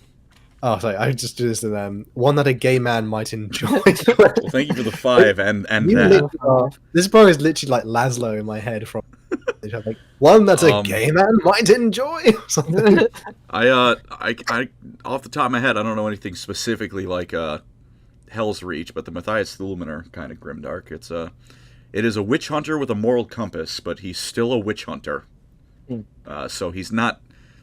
The stuff he's involved in is not exactly, the evening tea time. It is usually quite fucked up stuff. So I would recommend Matthias Thulman. I mean, the ultimate recommendation is always will be Godric and Felix. Yeah, it's 'Cause you don't really get like a Warhammer, like as much like you. I love going to like read lots of, like grimdark thing because like like the Night Lords trilogy, what a crazy achievement of like storytelling that is. But then you just got to hit me with that Caiaphas Cain energy. You got to hit me with that Godric and Felix. Like you just like you generally are excited to see the next book because you just know it will like you the entire thing. And Warhammer Fantasy has got a special place for that with Godric and Felix. And I think Colin, more than anyone else, would highly recommend, and we'll probably even continue with our Godric and. If anyone hasn't watched that yet, we have talked about Godric and Felix, and we'll probably do another episode of that because we are making our way slowly through the entire series. We do have a question of the week, I do believe. If anyone, please tell me you wrote that down. No, I remember it. I really want to do this. I really want to make fun of Stirland more in the question of the week, but I guess we can do the other one. To be fair, you could change the Stirland themed one if you wish. Do I have the approval of the council for that, Eli? I suppose so. All right. So the question of the week is just hashtag Stirland, and no, you know what? No, it's not. It's hashtag nuke. And oh my gosh. Maybe not that. All right, fine. Hashtag Stirland. Fine. Hashtag Stirland. How would you obliterate that backwater shithole? Oh my gosh. Or not get us off of YouTube. Give us your Stirland's slander, please. Hashtag Stirland. Give me Stirland slander. I need it. I need it. Please. We will sleep better tonight. With that being said, I am Vlad's strongest Stirland hater. With that being said, I hope you guys all enjoy this one. Andy will be with us very soon. Hope you guys he's having a great night from what we know. Last Donation, he says Keaton Savage says, what are some good high elf novels? Tyrion and Teclis trilogy. Can't go wrong. There's a whole omnibus that's just called Elves. I'm pretty sure. There is also that. I own it, but I haven't started reading it yet. Yeah, I read like 10 pages of it when I was 14, and I haven't touched it since. But it'll come back someday. It is just called Elves, so it's you will not miss what it is about. Kislev, Mr. Mike Magnus, the Red fan who was not a Breton. Bro, this guy's changing his name. Says, like and subscribe before Hal says it. Appreciate it. With that being said, thank you guys so much for the generous donations tonight. Thank you very much. Really appreciate it. Love you all. And we've got some cool stuff we'll talk about this year coming, and we'll see you guys all pretty soon. See you in the next one. Yeah, farewell. Love you.